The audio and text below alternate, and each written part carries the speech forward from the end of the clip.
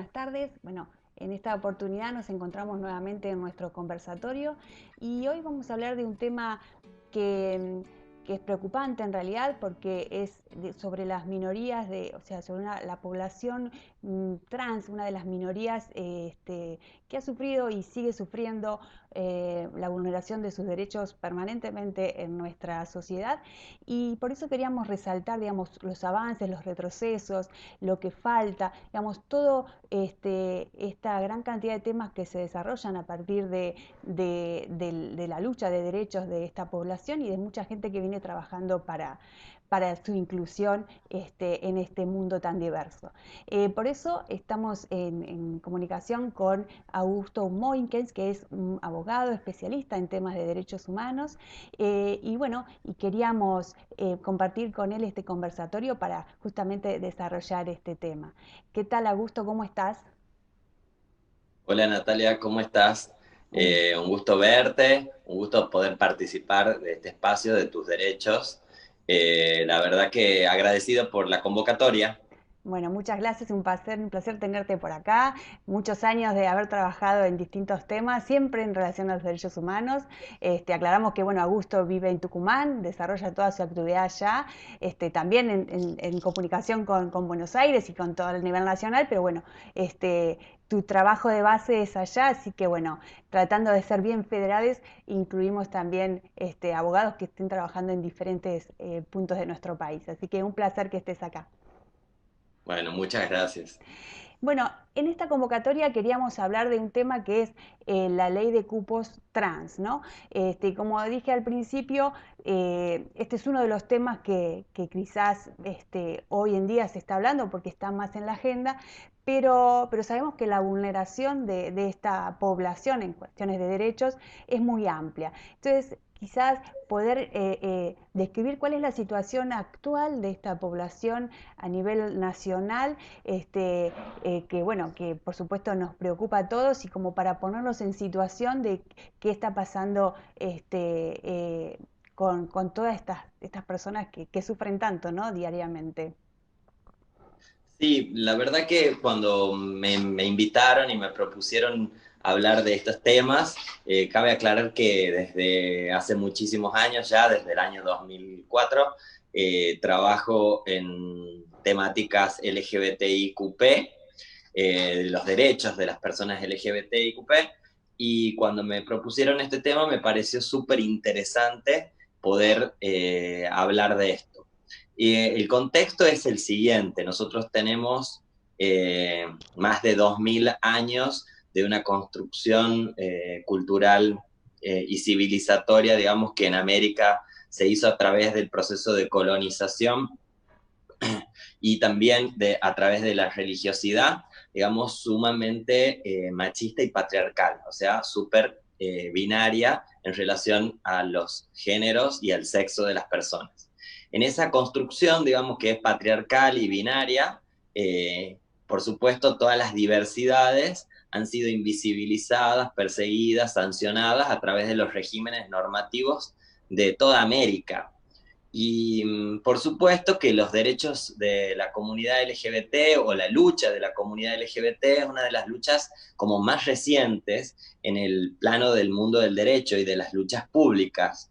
Nosotros tenemos que poner en contexto que recién en 1968, 1969 en Estados Unidos, a través de, digamos, de la redada de Stonewall, fue la primera manifestación del colectivo LGBT en las calles, tomando las calles. Y bueno, después del año 1980, con la aparición del VIH y señalado el colectivo LGBT como los responsables de la enfermedad y los portadores de la enfermedad, fue como un reverdecer de la lucha LGBT, primero por las calles, por construir y mostrar la identidad, y segundo, por este derecho a la salud. Y bueno, y después vino el derecho a la igualdad jurídica y la exigencia de la igualdad jurídica en todo el continente a través de las luchas por el matrimonio igualitario. Pero dentro de ese movimiento, que es un movimiento muy grande y diverso también, como has hecho especificaciones, hay distintos colectivos que tienen distintas problemáticas. Y ahí estaban las personas trans. Las personas trans en las primeras marchas que tuvimos en Argentina, tenían que pedir permiso para poder participar porque las mismas personas gays y lesbianas no las estaban dejando hasta participar.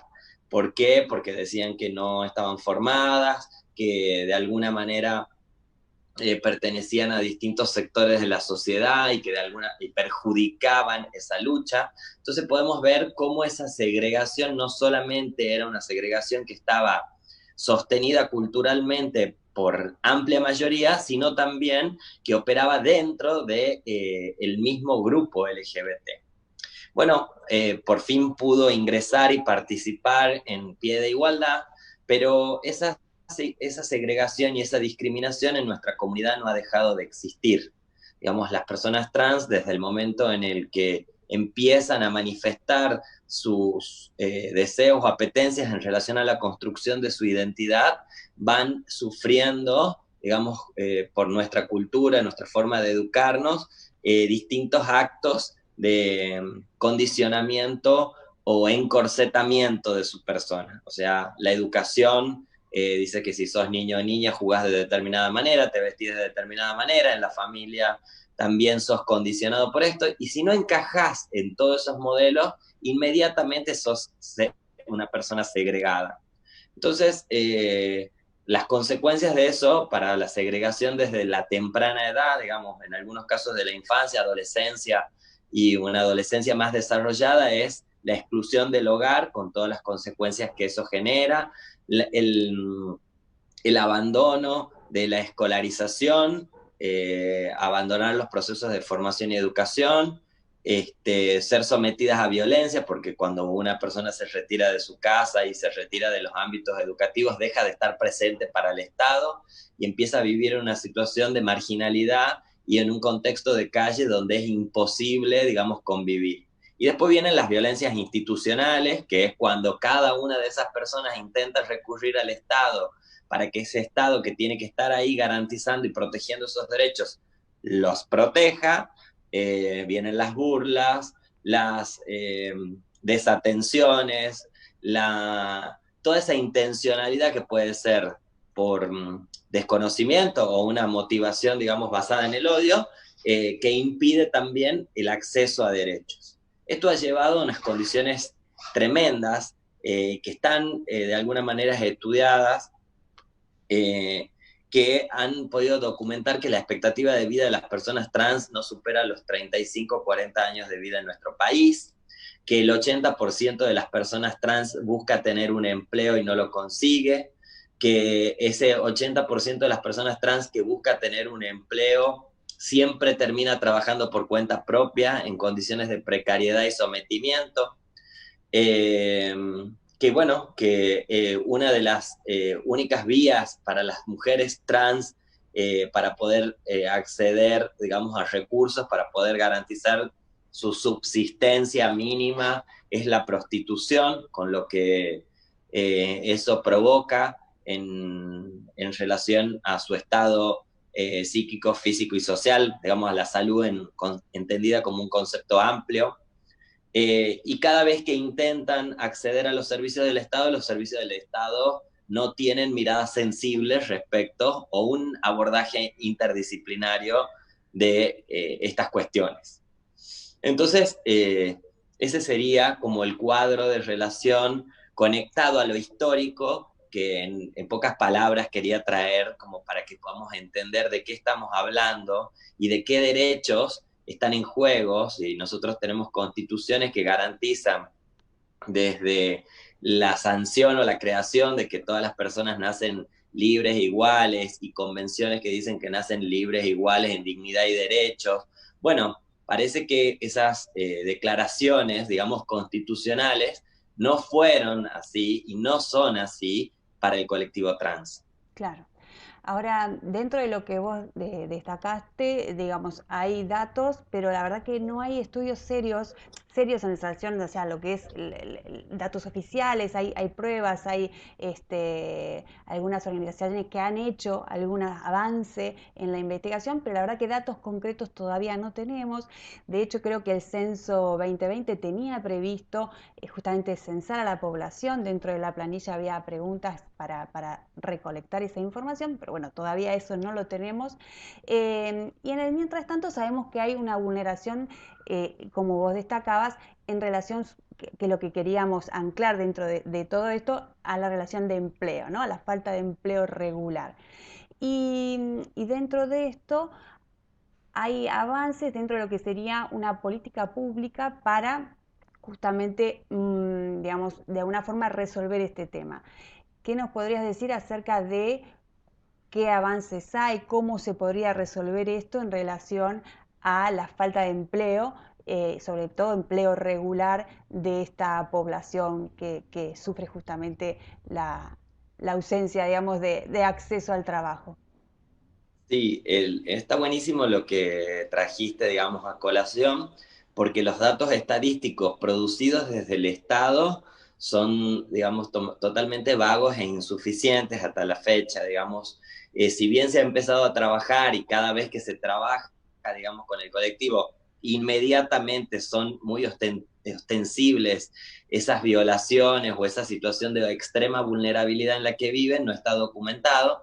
Estaba previsto para el censo de octubre del 2020 ya incorporar toda una categoría de análisis y estudio de las familias LGBT y específicamente de la población trans. No sé si llegaremos a ese censo y en qué condiciones se podrá hacer el censo en estas circunstancias en las que nos encontramos Ujú. actualmente con esta pandemia, pero ojalá que se pueda concretar, ojalá que se pueda relevar para tener datos, digamos, como más certeros, que emanen desde el Estado. Los estudios con los que yo cuento en relación a las tasas de suicidio de las personas trans, del acceso a la salud, las intervenciones quirúrgicas mal practicadas o en centros de atención clandestino, son producidas por asociaciones de médicos internacionales y médicas internacionales que han estudiado, digamos, los tratamientos de feminización, masculinización y las situaciones en las que viven las personas trans. Pero no son del Estado argentino, ni el Estado argentino hasta el día de la fecha ha tenido un estudio. Sin embargo, el Estado argentino, a través de la Unión Europea, eh, es muy bien visto en relación al catálogo de leyes que existen en relación a los derechos del colectivo LGBTIQ+.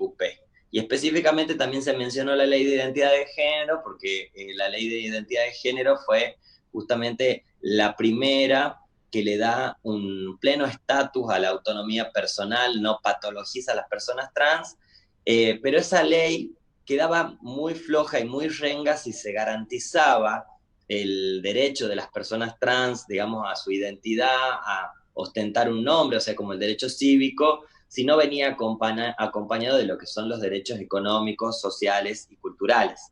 Entonces, las leyes de cupo, el cupo laboral, lo que vienen a hacer es justamente a garantizar el acceso a derechos económicos, sociales y culturales.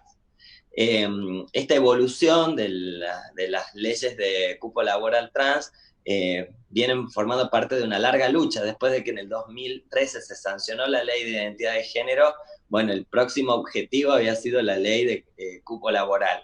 Y recién se consiguió para la Ciudad Autónoma de Buenos Aires en el 2015, si no me equivoco, y distintas provincias como Chubut, Río Negro, recientemente Santa Fe, y me estoy olvidando de una cuarta provincia, Chaco.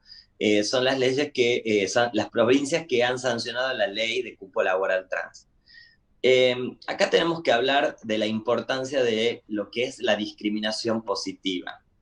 ¿Por qué me gustaría hablar de la discriminación positiva? Porque cuando en nuestras comunidades se habla de la ley de cupo laboral trans y las voces en contra empiezan a opinar, parece que nunca hubiésemos tenido en la República Argentina una ley de discriminación positiva y que nunca el Estado argentino ha decidido reparar a través de la sanción de normas situaciones de asimetría y de desigualdad y de injusticia que viven las personas. Nosotros tenemos que hacer mención, hace pocos días hemos celebrado cerca de los 71 años de la sanción de la ley del voto femenino, y los dos principales argumentos con los que se repudiaba la ley del voto femenino era el siguiente. El primero, el de el tamaño del cerebro de la mujer, una posición biologicista que decía y las definía a las mujeres como seres inferiores. Y el segundo argumento más fuerte que daba vuelta era la destrucción de la familia o la división de la familia. Quiere decir que si la mujer gozaba de derechos políticos, podía oponerse a la mirada política del hombre que administraba ese hogar y que se iba a disolver la familia. Por lo general, los derechos, digamos, que tienen una vinculación, que se oponen a la dominación patriarcal, digamos, al sistema de poder, que se oponen al sistema de poder que impone el patriarcado, siempre han tenido argumentos de contradefensa basados en el conservadurismo patriarcal. Entonces, tanto las leyes que de alguna manera pretenden reparar las situaciones de asimetría y desigualdad de la mujer tienen estas voces en contra. La ley de matrimonio igualitario tenía los mismos argumentos, el divorcio tenía los mismos argumentos. La ley de identidad de género también tiene argumentos basados en la inferioridad o superioridad, y que de alguna manera están marcados por el odio, digamos, que le genera a la persona decir que porque es trans o porque es intersex o porque es travesti o transgénero va a tener un privilegio. Pero en realidad todas estas leyes han venido a reparar situaciones de asimetría estructural. Y si tenemos que hablar de lo que son las leyes de discriminación positiva, tenemos que hacer referencia a las leyes de cupo para ocupar los espacios de poder. Si bien las mujeres obtuvieron sus derechos cívicos, no lograron tener participación en la vida política igualitaria desde ese momento hasta la actualidad. ¿Y por qué sucede eso? Porque realmente el sistema de poder funciona de la forma en la que se puede sostener esa posición dominante. Entonces es como muy difícil poder ingresar. Por lo tanto, las leyes de cupo vienen a garantizar como un piso mínimo de igualdad, que no es la verdadera igualdad, en relación al cupo. Y es así que hemos podido lograr que las mujeres puedan incluirse en la vida política y tengan participación en la toma de decisiones desde alguna manera con esta ley. Y después hemos venido con las leyes de paridad, las que garantizan la paridad efectiva, porque si no, no hemos dado cuenta que no íbamos a poder desarmar el andamiaje sobre el que se basa la dominación, digamos, patriarcal. Que es un andamiaje hasta cultural, que no solamente se sostiene por lo normativo fue acompañando, pero lo cultural pesa y pesa muchísimo.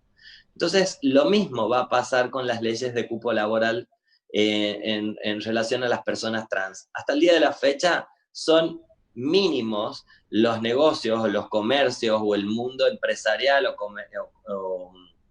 o comercial que incluya a las personas trans dentro de los empleos.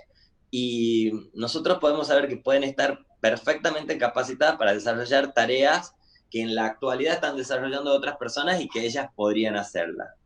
Y en los casos en donde no tienen desarrolladas las aptitudes y las capacidades, el Estado tendría que estar trabajando para que esas capacidades estén, porque el Estado fue el responsable de excluirlas del sistema educativo, el responsable de no garantizar que estén dentro de sus hogares siendo protegidas, cuidadas y acompañadas en el proceso de desarrollo. Entonces, esas son como las razones por las que tenemos que celebrar, digamos, las leyes como de cupo y por qué son importantes las discriminaciones positivas. Claro, que ayudan justamente a, o sea, esta discriminación que se hace en la prioridad del acceso a determinado grupo que es vulnerado, justamente discriminamos y no le hacemos la apertura a todo el mundo, sino a solo determinado grupo, y por eso es discriminación positiva, porque lo que trata es de justamente incorporar aquello que nunca accedería si no es por esta razón. Ahora, y dentro de lo que es también a nivel nacional, hay muchos proyectos, porque la verdad que dentro de cada jurisdicción se vienen trabajando y siempre son, digamos, para acceder a cargos públicos. Hace poquito también hubo un decreto a nivel nacional para el acceso al Estado, ¿no? Al plantel del Sí. Estado. Hay como varias cuestiones, pero siempre, digamos, son como casilleros muy pequeños dentro de la gran masa, ¿no? De posibilidades que tendría cualquier persona que no tenga determinadas características, que hacen a la discriminación, ¿no? Dentro de tu experiencia, hay una concreta de lo que fue la experiencia en Tucumán. Si querés comentarnos un poquito cómo se desarrolló, a partir de qué, digamos, y cuál es el resultado actual, ¿no? Bueno, Tucumán, digamos, como sabemos, el norte argentino, y esto se ha podido ver cuando se discutían, por ejemplo, las leyes de matrimonio igualitario, o cuando se habla de aborto, o cuando se habla de los derechos de las mujeres, la igualdad, la salud sexual y reproductiva, la ley de educación sexual. Bueno, son todas provincias que el norte argentino que han demorado muchísimo en sancionar, digamos, algunas de estas leyes, otras no hemos tenido ni siquiera la suerte de que al día de la fecha estén sancionadas. En Tucumán venimos hace muchos años proponiendo desde distintas organizaciones también lo vienen haciendo, las leyes de cupo laboral. Y hasta el día de la fecha, sin éxito, no se ha podido, digamos, lograr que dentro del ámbito de la administración pública provincial pueda sancionarse la ley de cupo laboral. Lo que sí se llegó a concretar es un cupo laboral dentro del ámbito del Poder Judicial de Tucumán. Y esto se ha hecho también en base a que, digamos, la militancia organizada de Tucumán, cansada de los desplantes de la legislatura, en una de esas ocasiones decidamos, bueno, vamos a empezar por los otros poderes a llevarles las propuestas del cupo laboral, y es así como la propuesta del cupo laboral trans se dio en el Poder Judicial de Tucumán, ya tiene una resolución. Hasta el día de la fecha todavía no se incorporó ninguna persona porque lo que dice la acordada de la Corte es que se va a armar en el próximo concurso, entonces ahora estamos esperando con ansias de que ese concurso llegue y se efectivice, porque lo que realmente urge es el derecho a trabajar de las personas trans. Eh, el decreto nacional fue mirado, digamos, con muchísima alegría, digamos, por la militancia, con muchísimo beneplácito, con la militancia de Tucumán y del país, porque, porque, digamos, ha elevado la esperanza, que quiere decir, hay un Estado que ya está reconociendo dentro de su administración central este derecho, esta necesidad de las personas, lo fundamenta, digamos, en relación a la centralidad que tiene el trabajo, cómo otorga dignidad a la persona y cómo de alguna manera con el trabajo se garantizan otros derechos. Entonces, se ha mirado con muchísima esperanza esta situación. Y creemos también, o sea, leyéndolo al decreto, que está bastante bien organizado, se da esta discusión de lo público y lo privado. Me parece que en este contexto, digamos, en donde Argentina tiene un contexto de discusión tan fuerte y tan polarizado entre lo público y lo privado, no se ha querido de alguna manera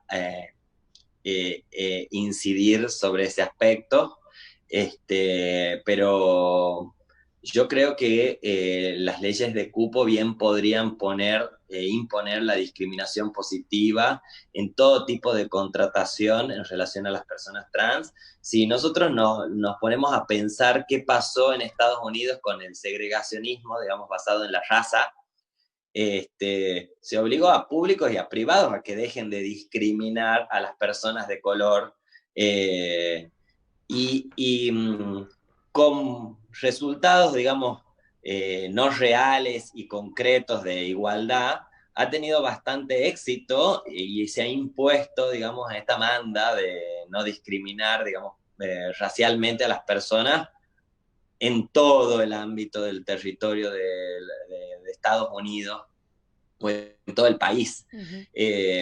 Por supuesto que yo creo que si eso nosotros lo quisiésemos de alguna manera trabajar en Argentina, creo que deberíamos proponer algún tipo de incentivo o de fomento en las contrataciones, porque a la larga, digamos, cuando una persona contrata y, digamos, sus estereotipos discriminatorios caen, eso no va a durar más de una o dos generaciones y después podemos decir, retiramos la ley de cupos, retiramos los beneficios, porque la gente ya aprendió a convivir, a mirar, a entender, a respetar algo que desconocía y que lo tenía tan puesto en otro lado, con miradas patologizantes, como ha sido nuestra formación, la de nuestra generación y las generaciones anteriores. Seguro. Este, ¿De cuál es el porcentaje del cupo de Tucumán del Poder Judicial? es el 1%. El 1. Todos están en función del Bien. 1%. O sea, expliquemos que dentro de un concurso, cuando hay una apertura, el 1% de toda la masa que ingrese tiene que ser, por ejemplo, con condiciones de acuerdo a lo que sí, establezca el cupo, ¿no? Pueden ser sí. mujeres, las categorías, digamos, sospechosas de discriminación que se incluyen dentro de ese Claro. cupo. En este caso hablamos del cupo trans, ¿no? Así ha estado propuesto en la legislatura. Si bien hay cosas que quedan por regular porque todavía no se hicieron los concursos, entonces lo que está en discusión ahora, y eso se lo tiene que resolver, es qué va a evaluar, porque no puede, o sea, según mi criterio, no fui convocado, digamos, a ese equipo que está discutiendo esta situación, porque para mí no pueden evaluarla de la misma manera las personas trans, porque si no estarían pretendiendo decir que todos hemos partido de la misma base de igualdad, cuando no es real, cuando la mayoría de los aspirantes y las aspirantes que se presentan para ingresar como auxiliares de justicia dentro de los tribunales, la gran mayoría son abogados y abogadas. Después tenés estudiantes universitarios de otras carreras, y en este caso las personas trans, digamos, sabemos y está, digamos, es como que no han tenido la posibilidad de acceder a espacios de formación y educación, digamos, formal. Y que si lo tienen son en muy pocas proporciones. Entonces, los métodos y mecanismos de evaluación y de exclusión de estos concursos son los que están en discusión, y de cómo, por ejemplo, cómo lo solucionó la Corte de Tucumán. Tiene una especie de cupo similar para personas con discapacidad y hace concurso específico para las personas con discapacidad, y ha tenido ingresos bastante buenos. En líneas generales podemos decir que ha tenido unos pocos traspiés en relación a los cupos de las personas con discapacidad. En lo personal me tocó litigar un caso contra la Corte Suprema de Justicia de Tucumán por las cuestiones de los cupos de discapacidad, pero ha tenido en líneas generales muy buen resultado. Creo que quizás podría ser lo mismo para evaluar a las personas trans. Claro, tomando ese ejemplo, si funcionó, podría trasladarse perfectamente.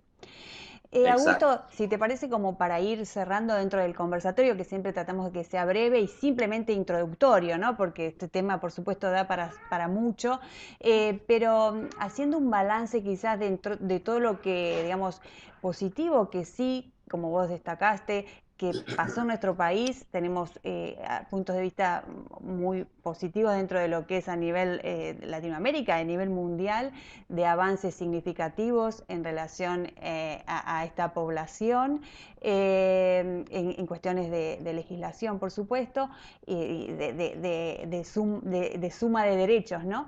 Pero además hay cuestiones bueno, que falta resolver. Entonces quizás hacer un balance de todo lo bueno que tenemos, todo lo que nos falta, todo lo que podría sumarse después, digamos, como para hacer un repaso y que quede, digamos, como a modo de conclusión, un cierre, si te parece.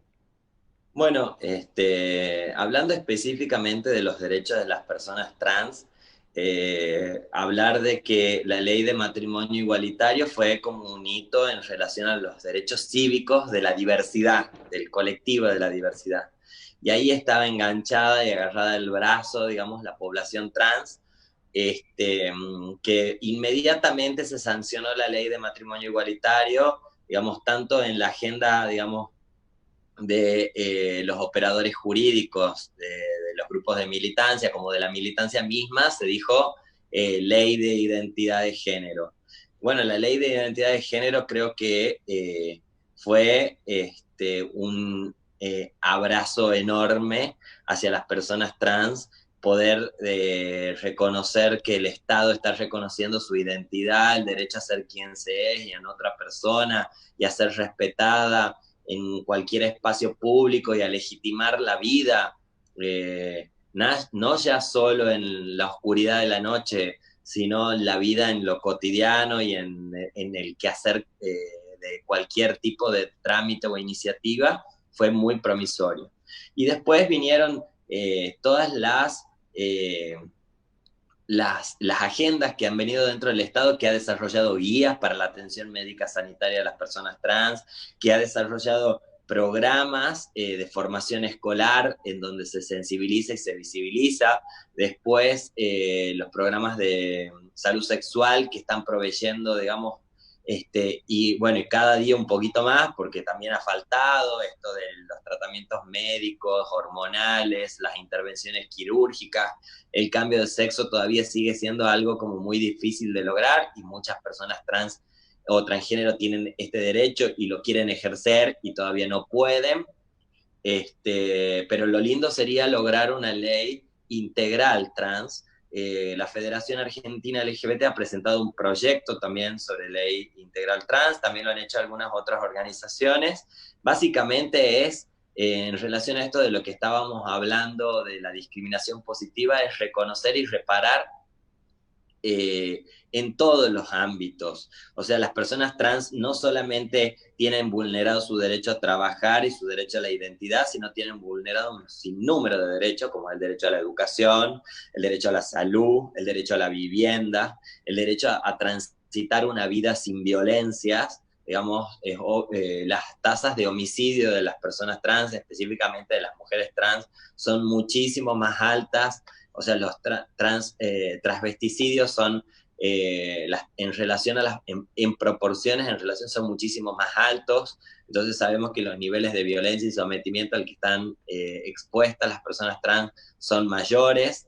Pero bueno, esto es muy positivo porque podemos decir que las personas trans han empezado a ocupar espacios dentro de la administración, organizaciones de la sociedad civil, con voz, con nombre y en primera persona, lo que es fundamental. Por supuesto, quienes hemos estado militando ahí acompañamos esto y bueno, y tratamos de ser lo más respetuosos, pero esperanzados de que estas leyes que benefician a nuestro colectivo se logren y que la igualdad sea real. Cuando hablamos de derechos, es para mañana. No es una cuestión de proyección de políticas públicas a largo plazo. La política pública se tiene que proyectar ya, mañana, y tiene que empezar a aplicarse en beneficio de estas personas que están viviendo vulneraciones sistemáticas de sus derechos de manera estructural. Exacto, sí. Perfecto, Augusto, me pareció muy bueno el resumen, sobre todo para aclarar que todavía nos falta mucho, que esto es, digamos, un avance que sí, que está genial, pero bueno, que hay muchas cuestiones por resolver, como en muchos otros aspectos, ¿no? Pero que bueno, en este caso estamos hablando de este tema y que a veces son temas invisibilizados, ¿no? A nivel social, digamos, lo importante es quizá sacarlos a la luz y saber que hay un problema y que hay que hacer algo y que la política pública es quizá el punto para partir y bueno, desde ahí seguir trabajando porque a veces está la ley y tampoco se cumplen, como pasa en unas cuestiones que vos resaltabas recién. Pero bueno, siempre ir avanzando en todo el caminito lógico, ¿no? Que sabemos nosotros como abogados de interés público que siempre es importante por lo menos avanzar siempre, visibilizar, concientizar. Creo que parte de la sociedad también es responsable de todo esto, ¿no? No hay que dejarlo solo en mano de la ley, sino que también hacerse cargo cuando somos parte de esta sociedad y saber que somos parte de esta discriminación y que la sociedad, digamos, debe hacerse cargo. Así que, bueno, muchísimas gracias por tu participación. Un placer, Augusto. No, muchísimas gracias a ustedes, muchísimas gracias a vos, Natalia, una alegría volver a verte y encontrarte, bueno, ahora de modo virtual. Sí, es verdad. Bueno, cuando quieren ustedes me avisan y voy de nuevo para Tucumán. No, nosotros acá choches de recibirte. Bueno, un placer, Augusto. Nos seguimos viendo y seguramente habrá otros temas para abordar. Para lo que sea. Un placer. Chau, chau. Hasta luego. Chao, chao. Muchas gracias. Bueno, muchas gracias a todos y bueno, nos volvemos a ver nuevamente en nuestro conversatorio el próximo jueves. Un placer, hasta luego.